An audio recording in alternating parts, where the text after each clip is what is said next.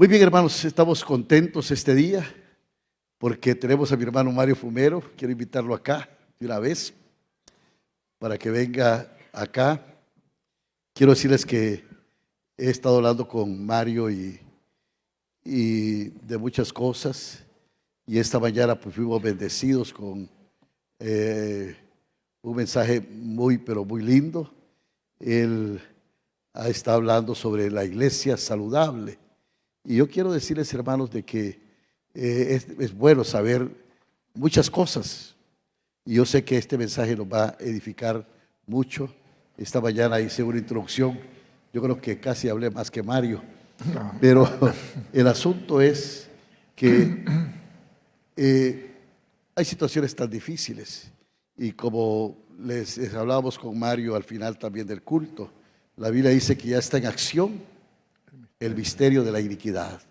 Y cuando habla de acción del misterio de la iniquidad, estamos hablando que ya está en acción las cosas del anticristo. No es el anticristo, pero sí ya las acciones que hay.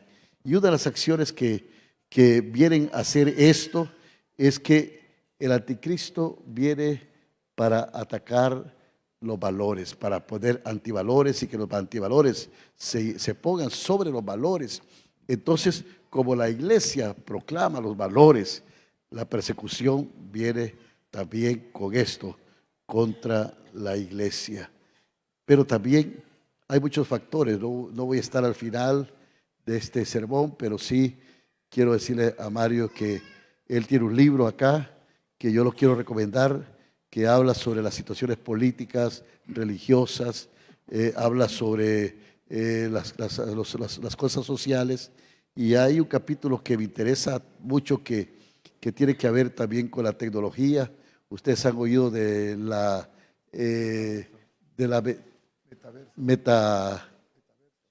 metaverso, sí, el metaverso, que hablan de la inteligencia artificial y todas estas cosas, cómo esto daña también y es un peligro para la iglesia. La Biblia habla de que no dejemos de congregarnos como muchos tienen por costumbres. La iglesia, aunque sea perseguida, siempre ha buscado reunirse, congregarse, aunque sea en cuevas, en catacumbas, porque no se puede, hermano, dejar la relación, la comunión, ¿verdad? Mario habla y va a hablar ahora sobre tres cosas que habla sobre la base bíblica, que es Boa. Boa, yo le digo, Mario, aclará bien que no es boa, que es bo, que no es boca, que no es bo, que no es asunto político. Pero si fuera bo, yo diría, bueno, tal vez fuera base bíblica, oración y comunión, porque la comunión es tan importante también, ¿verdad?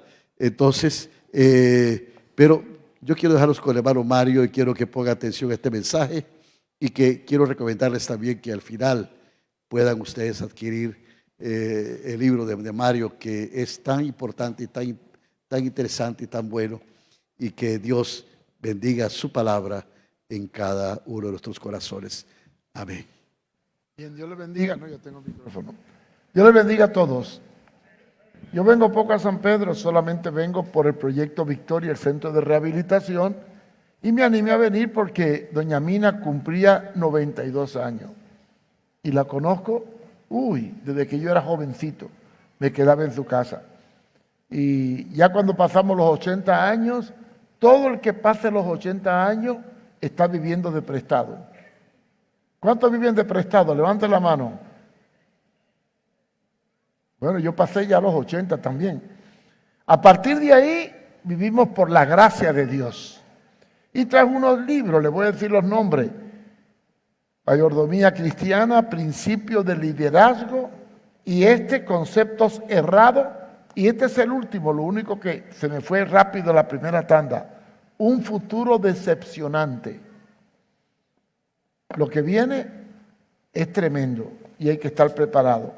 Y voy a hablar algo de eso. ¿Cómo? No, ese es para el pastor, que es para él. ¿Cómo podemos saber nosotros que estamos enfermos? A ver, digan, ¿cómo sé que estoy enfermo? ¿Me puedo sentir bien y estar enfermo, no? Cuando una persona quiere saber cómo está su salud, va al médico para que le haga un diagnóstico. ¿Sí o no? ¿Qué es un diagnóstico? Una prueba de laboratorio que evidencia cómo están los niveles químicos de tu cuerpo. Por lo general, cuando ya tienes fiebre y cosas así, te mandan a hacer una analítica y refleja si tiene una infección o lo que sea. Podemos medir la salud de una persona, pero yo me pregunto, ¿y podemos medir la salud de la iglesia? ¿Estará sana la iglesia? ¿Cuáles son los síntomas de una iglesia sana, de una iglesia enferma, de una iglesia grave, de una iglesia moribunda y de una iglesia muerta? Pues de eso vamos a hablar. Voy a empezar definiendo el primer principio para poder decir que a la iglesia se le puede hacer un diagnóstico.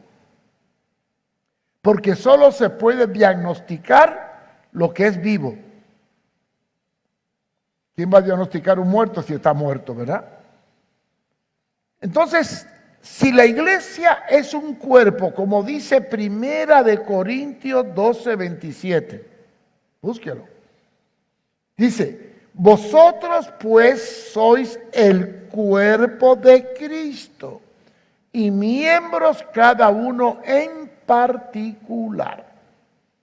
Esa palabra particular me gusta mucho. No es miembro en general.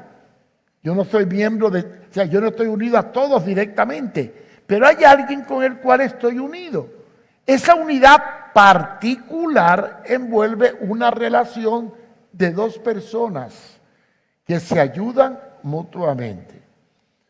Entonces, si la iglesia es un cuerpo y hay miembros, se puede diagnosticar si está sana, enferma, moribunda o muerta. Cuando yo quiero saber si una iglesia está sana, tengo que medirla a la luz de la palabra. ¿Y cómo la mido a la luz de la palabra? Pues tomo el modelo de la iglesia primitiva. ¿Cómo era la iglesia primitiva? ¿Y cómo somos nosotros ahora? La iglesia primitiva tenía 4 características bíblicas que las vamos a buscar. 4 características bíblicas. La primera es el principio para ser cristiano. Hay 2 formas de ser cristiano.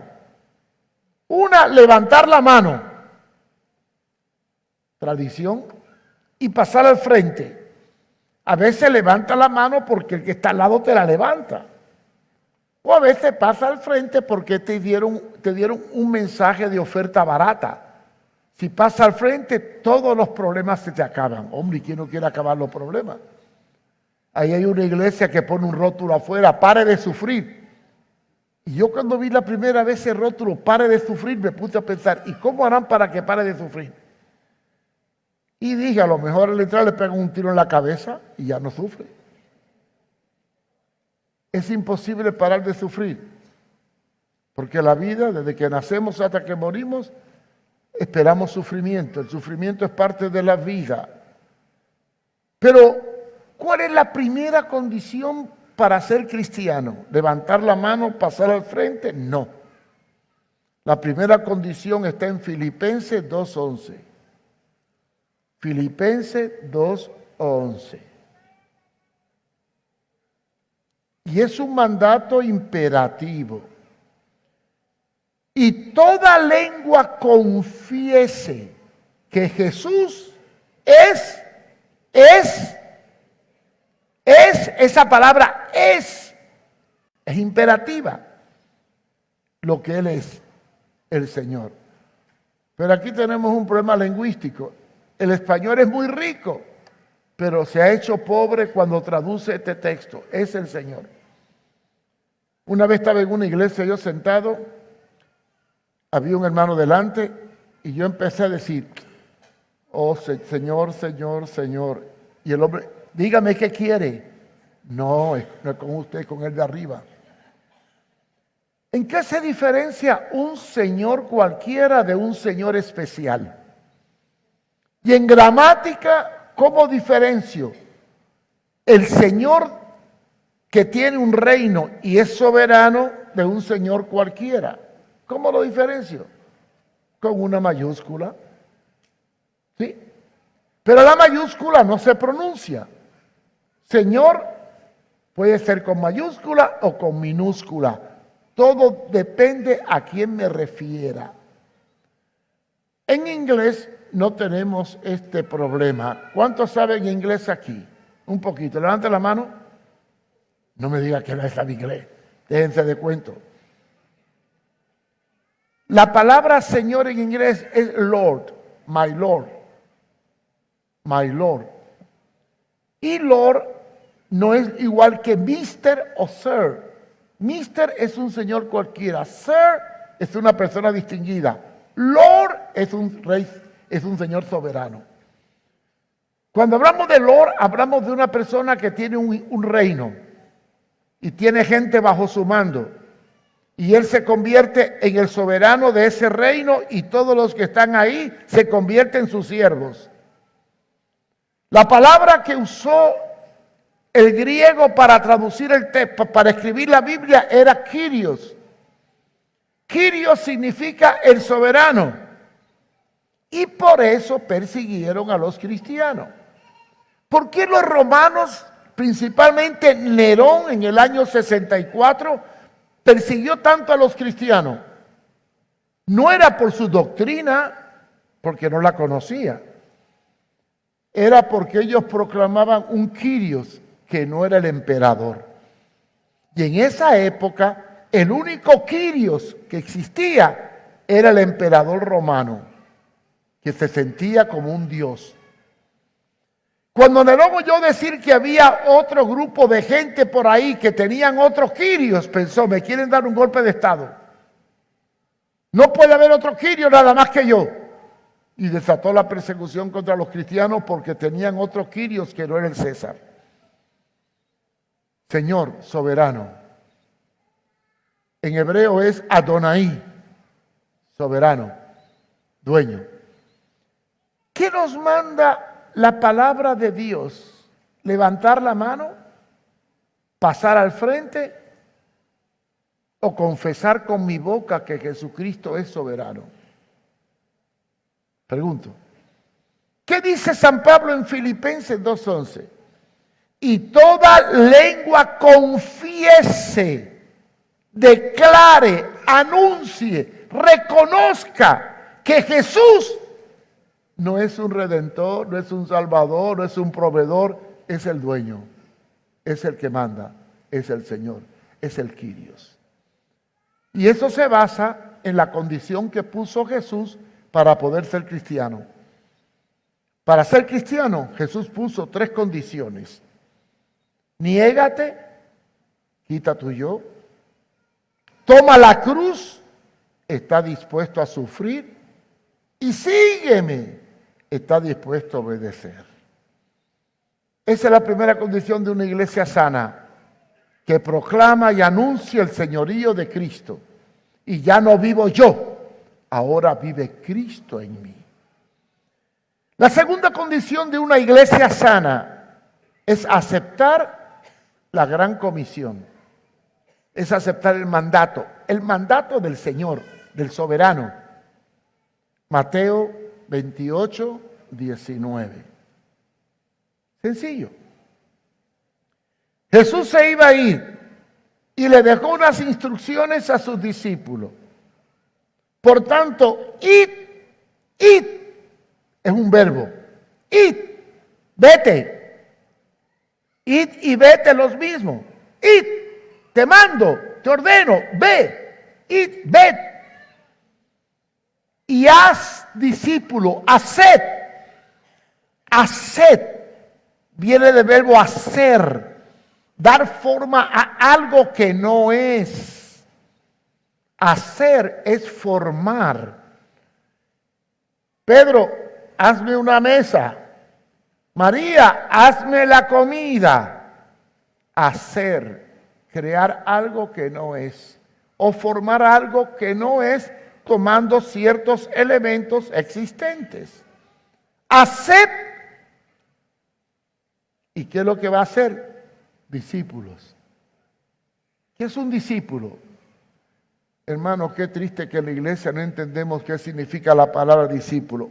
No es creyente, no es religioso, es discípulo. En griego metate, que significa el que aprende junto con un maestro para seguir su ejemplo. Ese es un discípulo.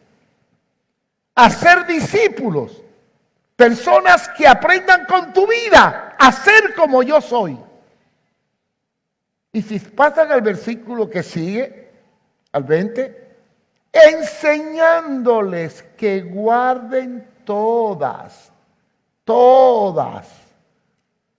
no algunas, todas las cosas que yo mando.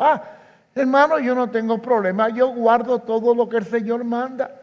Meto la Biblia debajo del closet y la guardé. No es guardar de poner debajo, es guardar de poner por obra. Es seguir el modelo de Jesús. ¿Y qué dijo Jesús? Ejemplo os he dado, para que como yo he hecho, vosotros también hagáis. Entonces, hacer discípulo es enseñarles a hacer todo lo que Jesús manda. Ahora bien, ¿y cómo iban a enseñarle? Yo tengo la ventaja que usted me puede comprar un libro y leerme. Puede comprar una Biblia, pero en aquella época ni habían libros, ni habían Biblia, ni había tratadito, ni había ningún material escrito. Entonces, ¿cómo ellos le iban a enseñar a la gente que guarden todas las cosas que Cristo manda? Si todavía no se había escrito la Biblia, ni había imprenta, ni había libro, ni había nada. ¿Cómo le iba a enseñar? La única forma, aprender de tú a tú. Aprender con el ejemplo, con la vida. Enseñándoles que guarden todas las cosas, porque ustedes van a actuar como yo actué con ustedes. Ese fue el mensaje de Jesús en la Gran Comisión. De manera que la segunda característica de la iglesia primitiva es que predicaban con el ejemplo y hacían discípulos tomándolo para transmitirle con hechos lo que habían recibido de su maestro. La tercera condición de una iglesia sana está en Hechos, capítulo 5, versículo 42. Y no se lo voy a leer para que lo busque. Sí, porque veo mucho con los brazos cruzados. Hechos 5, 42. Digan amén si lo encontraron.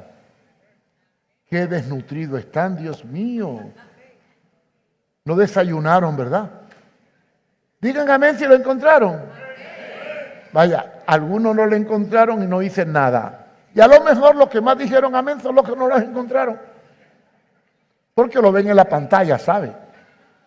Como lo ven en la pantalla, dice, y todos los días en el templo y por las casas no cesaban. La palabra cesar es no paraban de enseñar y predicar. Tercera característica, una iglesia que no servía a Dios el domingo. No eran domingueros como ustedes y como algunos. Dice que todos los días. En el templo, ahí viene un problema. No tenían templo. La iglesia primitiva no pudo tener ningún edificio hasta el año 313, cuando Constantino legalizó la iglesia y le cedió los templos paganos. Hasta el año 313 la iglesia era nómada. ¿Y qué es eso de nómada? Peregrina. No tenía un lugar. Se reunían en cuevas, debajo de árboles, en lugares escondidos. ¿Por qué la iglesia era nómada? ¿Por qué andaba inestable y no tenía un punto fijo? Por dos razones. Una, perseguida por los judíos. Dos, perseguida por los romanos. Entonces tenían que estar huyendo y escondiéndose. Pero dice que todos los días en el templo. ¿A qué templo se refiere? ¿Al templo de Salomón?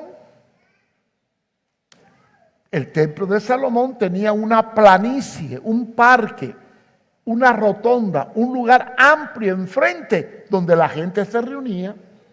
Acuérdense que Jesús fue allí y desalojó a los cambistas que habían hecho un negocio de ese lugar. Para que me entiendan mejor, una característica de todas las capitales del mundo, principalmente en América Latina, es que en las capitales siempre la catedral tiene un parque al frente. ¿Y sabían ustedes que en ese parque o en ese centro, en esa plaza, en ese lugar, que puede estar una catedral católica o un edificio municipal, saben que de ahí se mide la distancia a todo el país? ¿Lo sabían? ¿Ustedes saben que la distancia de aquí a Tegucigalpa se mide partiendo del Parque Central? Cuando dice que hay 240 kilómetros, es exactamente cuando llega al Parque Central, que es el kilómetro 0. Si vas a España, la Puerta del Sol es el kilómetro 0. Cada país tiene un punto clave que empieza a medir la distancia y un parque grande donde la gente va. Si tú vas al parque de San Pedro Sula, que está frente a la alcaldía, y la catedral, ese parque, ahí se junta la gente. Bueno, pues cuando dice que en el templo, no es que entraban al templo a predicar, es que iban al parque del templo que se reunía la gente a predicar. Predicaban en las calles, en las plazas, en los lugares públicos. Allí predicaban. ¿Y qué hacían cuando predicaban? La gente se convertía, confesaba a Jesús. Y después que se convertían y confesaban a Jesús, ¿qué hacían los cristianos aquellos? Toma, mire este tratadito, léelo en tu casa. Y vete a la iglesia que está en la esquina aquella. No, ni había iglesia en la esquina, ni habían tratadito. Pero dice aquí que en las casas y en los templos y en las casas no cesaban de enseñar y predicar. ¿Dónde predicaban? En las plazas, en los templos. ¿Y dónde enseñaban? En las casas. Quiere decir que en la época bíblica, cuando una persona se convertía, no lo llevaban a la iglesia, porque no había. Lo llevaban a sus casas para adoctrinarlo. En sus casas los doctrinaban. Compartían el pan. Lo bautizaban y cuando ya estaba adoctrinado y convertido, lo llevaban a la reunión de los santos, que era en un lugar X, escondido, donde nadie sabía dónde era. ¿Y por qué?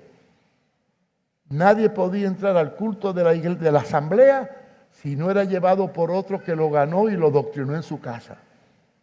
¿Y por qué? Sencillo, porque estaban siendo perseguidos. ¿Cuántos han leído el libro de los Hechos? Ahí está el caso de Pablo.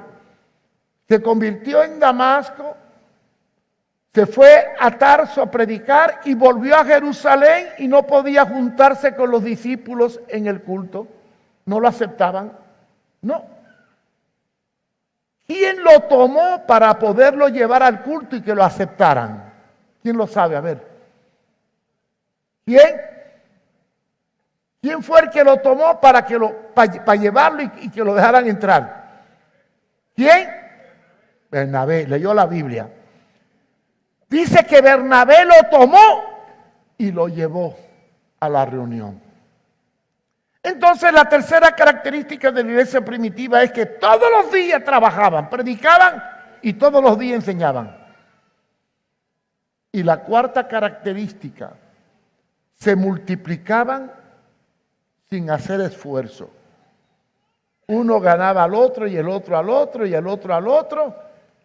Y en menos de poco tiempo eran 3,000, 4,000, hasta que llegó al año 313, que el cristianismo era tan fuerte y tan poderoso, a pesar de ser perseguido y atribulado, que el pícaro de Constantino hizo que se convirtió para que los cristianos lo apoyaran y le dieron un golpe de estado a Diocleciano.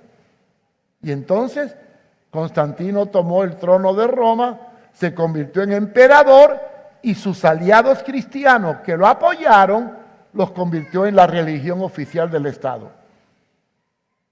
Eso es historia. Si no me creen, búsquenlo en internet. Entonces la iglesia primitiva era una iglesia sana porque primero tenía a Cristo como Señor, no para suplirle problemas, sino como dueño. Segundo, era una iglesia que predicaba y hacía discípulos y los enseñaba. Tercero, estaba todos los días sirviendo al Señor, los 7 días de la semana. Y cuarto, crecía y se multiplicaba. Ahora vamos a ver una iglesia enferma. Una iglesia enferma. Una iglesia enferma tiene miembros con mayúscula. ¿No me entienden? ¿Qué es mayúscula y minúscula? Vamos a ver. Cuando yo me hago parte de un club, del Club Rotario, del Club de Leones, del Club Olimpia, del Club tal más cual, cuando yo pertenezco a una organización, cualquiera que sea, puede ser secular, política, deportiva o filantrópica, me hago miembro. Al hacerme miembro, me ponen en un libro y me dan un carnet y adquiero una membresía. La palabra membresía viene de membrete y miembro viene de membrete. Soy un miembro con un carnet, pago una cuota y ya soy parte de ellos.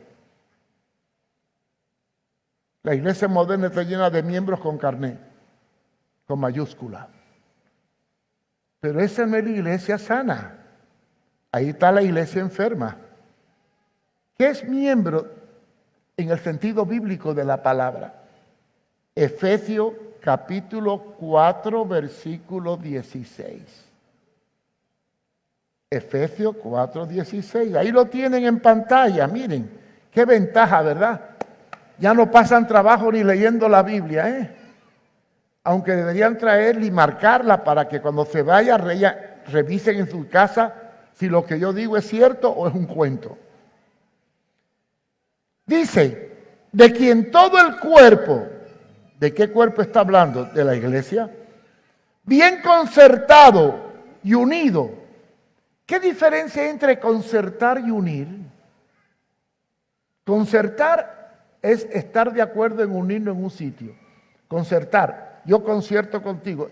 Yo estoy frente a ti. Tú estás ahí, yo estoy aquí. Hemos concertado una reunión, hablamos y ya está. Unidos.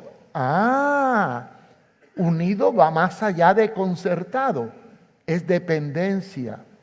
Cuando estoy unido, estoy compartiendo algo, un negocio, una empresa, una ayuda. Concertado y unido. ¿Por qué? Por las coyunturas.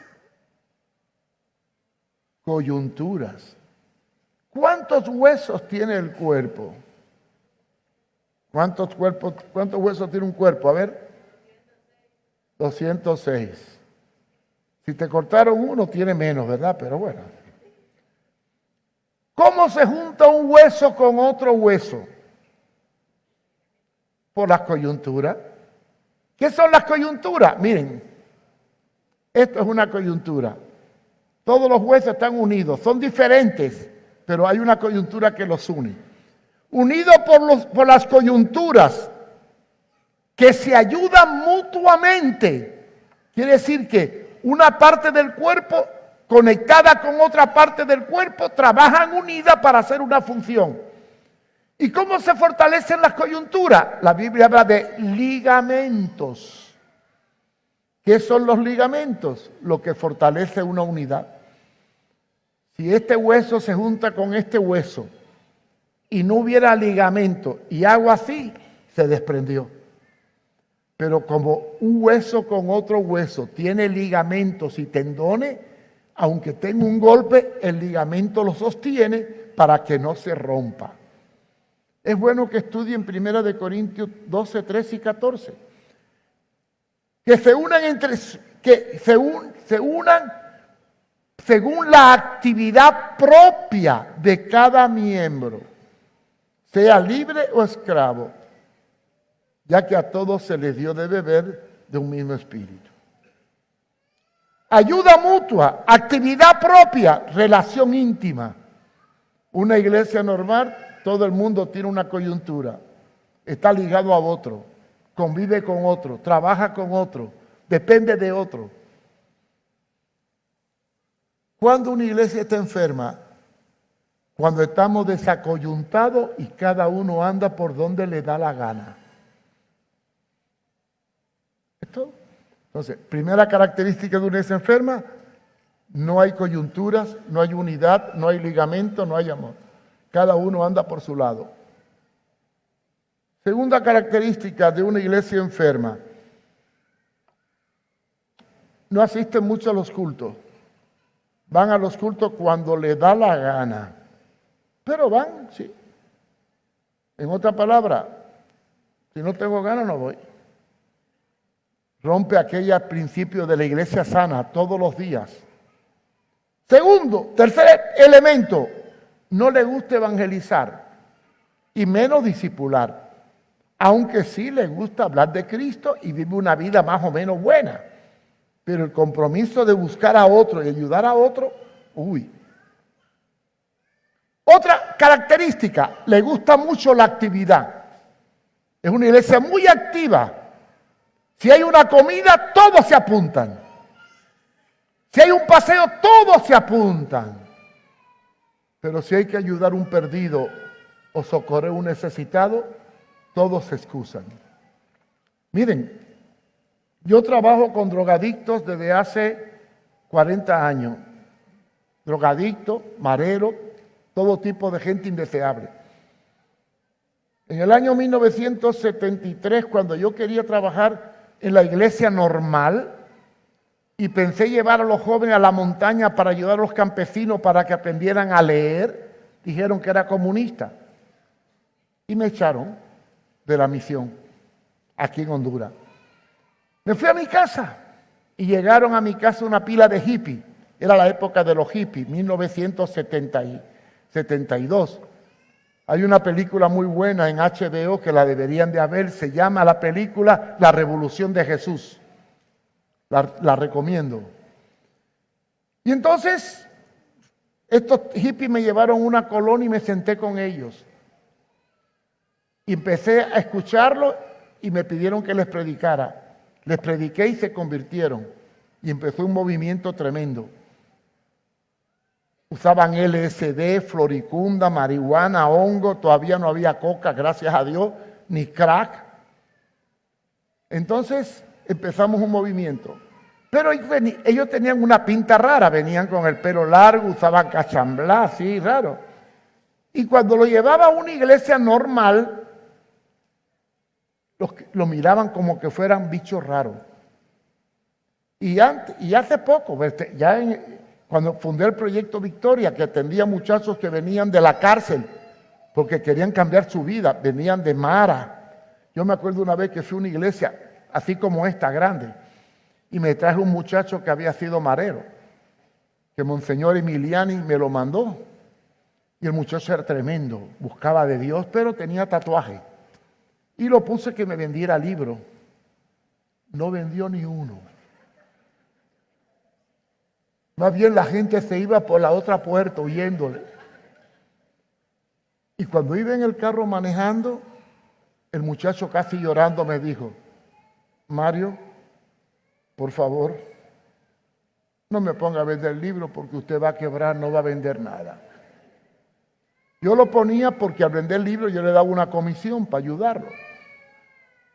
Esta es la realidad de la iglesia, cuando pierde la sensibilidad, cuando deja de ser aquella iglesia apostólica. La iglesia se empieza a enfermar cuando empieza a hacer distinción de personas, a discriminar, a acomodarse, cuando no se compromete con el perdido, cuando esporádicamente aporta por aportar, pero no porque ve una necesidad o porque tiene la imperiosa convicción de que hay que compartir con el necesitado. Y otra característica de esta iglesia, la iglesia que está enferma, llegan tarde a los cultos y nadie va al culto de oración. porque mejor se queda orando en su casa o viendo el partido de fútbol a ver si gana el Olimpia o el Motagua. Es una iglesia enferma. Ahora, ¿cuál es una iglesia grave? Grave. Esa sí la describe muy bien Apocalipsis. Vamos a buscar una iglesia grave. Apocalipsis capítulo 2, versículo 4. Apocalipsis 2, 4. Cuando el apóstol Juan describe la iglesia, o el Espíritu le muestra la iglesia de Éfeso, es una iglesia que en el versículo 2 trabaja y tiene paciencia. Fue probada, ha sufrido, pero perdió algo muy importante. Ay, ay, ay, ¿qué perdió? Versículo 4. Pero tengo contra ti que has dejado o has perdido tu primer amor. ¿Cómo es eso de perder el primer amor? Miren, hermano, toda la doctrina evangélica se fundamenta en el amor. No hay mayor doctrina que el amor. Si tú hablas lenguas humanas y angelicales y haces limosna y reparte lo que tiene a los pobres y hace 20,000 cosas, pero no tiene amor, no eres nada. El amor es el corazón del cristianismo. El amor es el sacrificio de Cristo, porque de tal manera amó Dios al mundo. Porque el amor es la clave de que yo soy convertido. Y no lo digo yo, lo dice Primera de Juan. En esto conocemos que hemos nacido de nuevo, en que os améis los unos a los otros. El que no ama no ha conocido a Dios, porque Dios es amor. ¿Qué es el amor? Es un sentimiento por aquel que necesita. ¿Cómo puedo comparar el amor como el de una madre cuando su hijo se le va de la casa y no sabe nada de él y no puede dormir, desesperada, pensando en su hijo que se le perdió? Por eso describe que el amor es sufrido, es benigno. El amor no busca lo suyo. El amor no es jactancioso, no se envanece. Cuando hay amor por el perdido, cuando hay amor por el necesitado, cuando hay amor por el que sufre, estamos en Cristo. Pero cuando en una iglesia no hay sensibilidad, no hay amor, cuando perdemos el amor, estamos grave. Quien pierde el amor está grave espiritualmente. Otra característica de una iglesia grave, cuando no nos gusta venir al culto de oración y cuando ya no oramos nunca. Hay 3 características de una iglesia grave. No le gusta orar, no le gusta estudiar mucho la Biblia, nunca ayuna y no tiene tiempo para velar por la necesidad de los demás. Esta iglesia está grave, muy, muy grave. Y no se solidariza con los necesitados. Ahora, moribunda. Una iglesia moribunda es que oye un sermón y vive como le da la gana. Es religioso, pero no tiene una experiencia viva con Cristo. Siempre vive criticando, juzgando y condenando, pero nunca redimiendo, ayudando y sirviendo. Y una iglesia muerta, ahora sí voy con la iglesia muerta, la describe la Biblia de una manera tan clara que no hay motivo de confusión. Vamos al libro de Apocalipsis y vamos a buscar la iglesia muerta, la iglesia que ya ha perdido la visión de Cristo.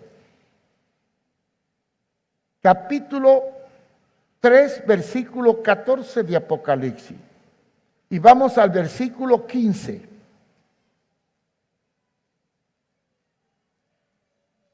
Yo conozco tus obras. Según la iglesia que Dios conoce lo que hace. Ni eres ni frío ni caliente. Ni tienes primera ni segunda. Siempre está en neutro. ¿Qué quiere decir que ni frío ni caliente? Que se adapta para donde sea. Es indefinida. Le juega a los dos lados. Por eso dice, ojalá fuese frío o caliente, pero no eres ni frío ni caliente. ¿Y por qué? Porque se adapta a la circunstancia. Y después viene el versículo 16. Mas porque eres tibio y no frío ni caliente, te vomitaré de mi boca. Dios la vomita, Dios la rechaza, Dios la desprecia, Dios no la acepta. Ahora bien, ¿cómo yo puedo identificar esta iglesia que Dios vomita? Porque da la señal. Miren qué buena descripción de la señal. En el versículo 17 se describe claramente por qué es así. Fíjense bien, 17. Porque tú dices, soy rico y me he enriquecido y no tengo necesidad de nada. ¿Qué está diciendo? Una iglesia poderosa, económica, acomodada, adaptada al sistema, que se vende al mejor postor. Una iglesia que se alinea en la política. Y tiene que ver con los pastores. ¿Cuántos pastores hay que si el gobierno le da una ayuda se vuelven a favor de ese gobierno? Yo manejo un centro de rehabilitación y a veces hemos perdido ayuda porque me han querido chantajear. Te doy esto, se acepta esto. Compra la verdad, pero no la venda. La iglesia que tiene principio no claudica de lo que cree por el dinero. Y no hay nada que más corrompa la iglesia y la política y la vida de las personas que la ambición al dinero. Pero esta iglesia se ha enriquecido. Le gusta la plata, la comodidad, el bienestar. Y se jacta de ser poderosa económicamente. Pero ¿cómo la ve Dios? ¿Qué dice Dios de ella? Que eres un desventurado, miserable, pobre, ciego y desnudo. Y Dios la vomita. Una iglesia que se alinea políticamente. Una iglesia que disuelve sus valores para adaptarse al sistema dominante, con tal de mantener su status quo. Es una iglesia muerta y corrupta. Y para que me entiendan mejor y ya terminar, porque no puedo ser muy profundo, el libro de Apocalipsis describe la realidad de las iglesias en los últimos tiempos. Si es cierto que la iglesia de la Odisea representa a la iglesia corrupta que se va a alinear al anticristo, es la que llega a probar todo lo inmoral como moral y contar de que tenga posición económica, tolera el pecado y las pocavergüenzas morales, sociales y políticas. La verdadera iglesia está descrita en el versículo 8 del capítulo 3. Ahí describe la iglesia verdadera.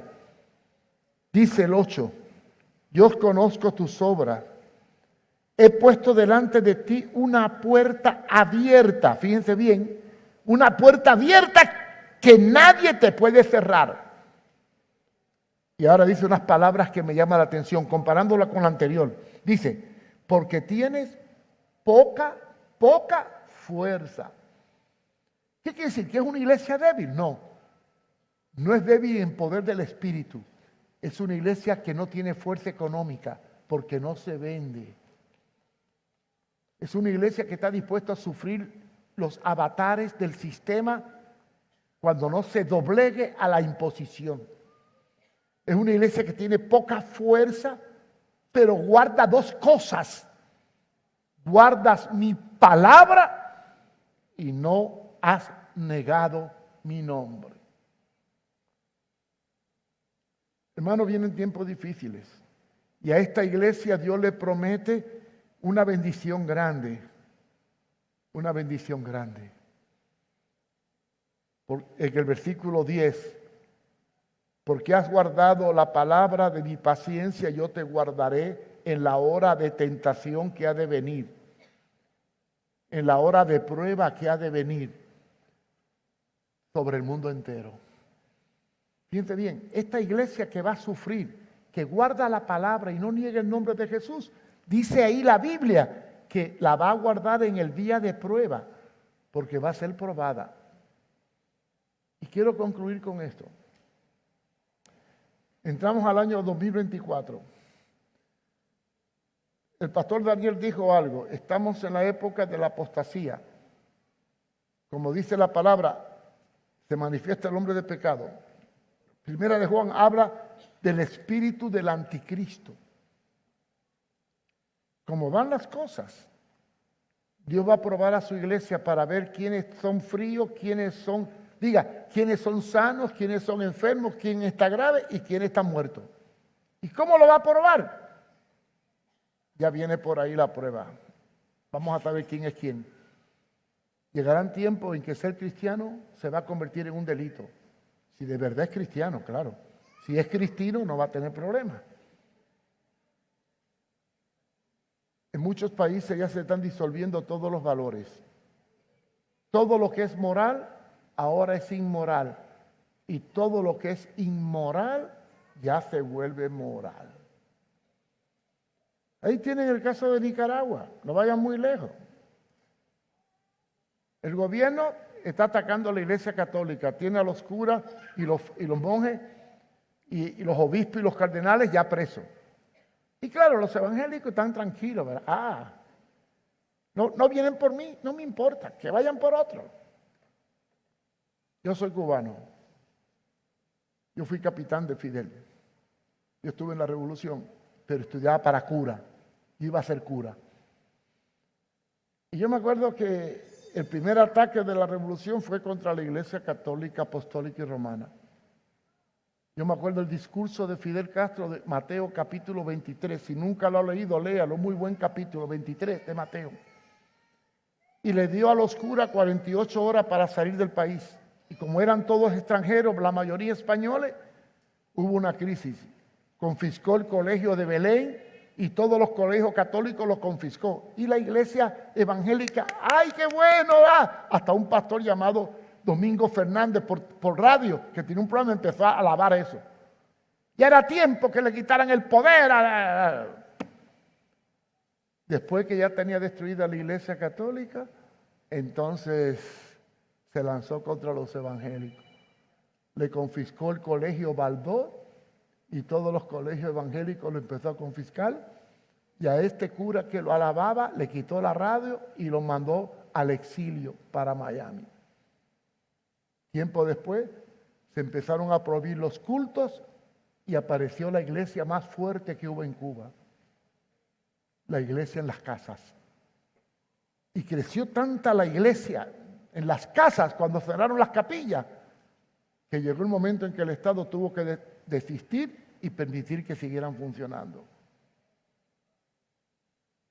Vienen tiempos de persecución. Ahora, esta persecución que se avecina no va a ser producto de un sistema, no. No esperen que lo haga el gobierno de aquí, ¿verdad? Ya no, está promovido por las Naciones Unidas. Van por los cristianos. Se lo digo hoy y lo pueden investigar por internet. Ya están determinando aprobar un artículo en los derechos humanos que cualquier pastor que predique contra el fenómeno LGTBQ va a ser multado y su iglesia va a ser confiscada. Llegará el momento en que si no mantenemos la línea política del sistema, que no es ni de izquierda ni de derecha, es el espíritu del anticristo, vamos a sufrir consecuencias. Y entonces, cuando se demuestre que hay que confesar a Jesús como Señor y aparezca la presión para negar lo que creemos, lo que defendemos, lo que proclamamos, la familia, los valores, que sin santidad nadie verá al Señor. Cuando llegue ese momento, entonces sabremos quién es quién. O mantenemos la fe firme y no negamos su nombre y guardamos su palabra, o nos adaptamos al sistema para seguir viviendo, negando lo que es la esencia de nuestra vida cristiana. Vienen tiempos difíciles y no es en Honduras, no crean que es un problema aquí. Está en Argentina, está en España, está en toda América Latina. Los únicos países que se salvan de esta avalancha de imposición inmoral son los países islámicos, Rusia y China, que mantienen sus valores de la familia. Pero van por la familia, van por los valores, van contra nosotros. Y entonces ahí sabremos qué iglesia es sana, qué iglesia es enferma, cuál está grave y cuáles son las iglesias que están muertas. Porque ya en estos momentos, y aunque usted no lo crea, hay iglesias que atacan a los homosexuales y bendicen el pecado. Y yo creo que llegará el momento, tarde o temprano, que si nos apegamos a la palabra de Dios, tenemos que sostener nuestros principios y estar dispuestos a pagar el precio para ser salvos. Porque recuerden esto, hermanos, sin santidad, ¿qué dice la Biblia? Sin santidad, Dios nos ayude. Padre, te damos gracias por tu palabra, Señor.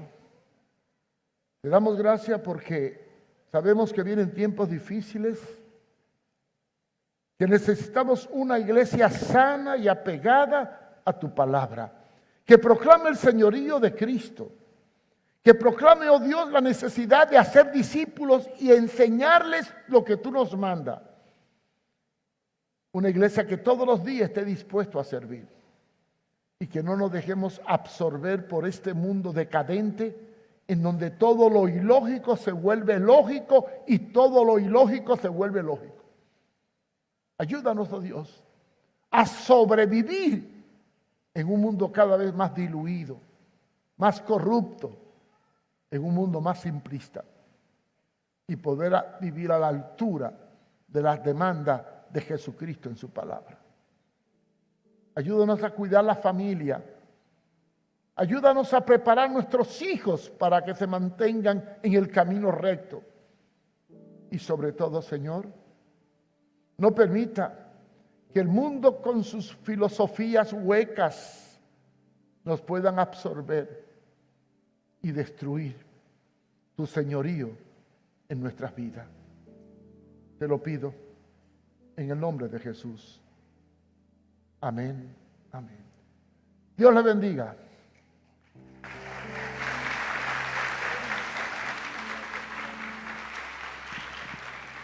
Gracias, reverendo Fumero, por esa excelente reflexión acerca de una iglesia saludable. Confiamos en el Señor que cada vez nos acercaremos más a esa iglesia saludable. Y antes de concluir, quisiera proceder a cerrar la transmisión este día. Queremos agradecer a todos aquellos que nos han seguido a través de la transmisión en Facebook Live. Gracias por estar con nosotros. Esperamos que este tiempo haya sido de refrigerio para ustedes, el refrigerio de la palabra de Dios. Y desde la primera iglesia evangélica y reformada en San Pedro Sula, reciba usted muchas bendiciones de parte de nuestro Dios. Será hasta la próxima transmisión de este tiempo especial. Dios le bendiga. Y antes de concluir, amada iglesia, vamos a proceder a un acto especial como lo es el acto del dar. Cada quien dé como propuso en su corazón, dice la palabra del Señor, no con tristeza, no por necesidad, porque Dios